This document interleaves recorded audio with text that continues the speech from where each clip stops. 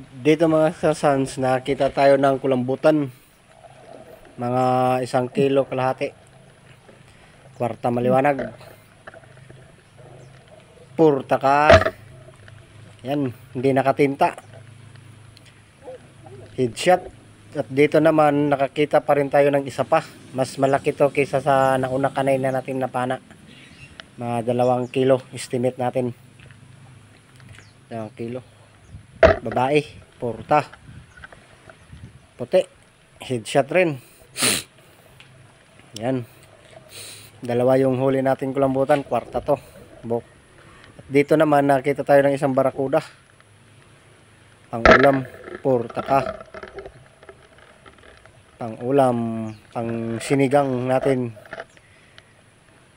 At dito nakita tayo ng kanuping. Yan.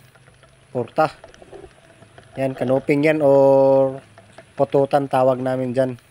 Dito mga kasans. Pututan.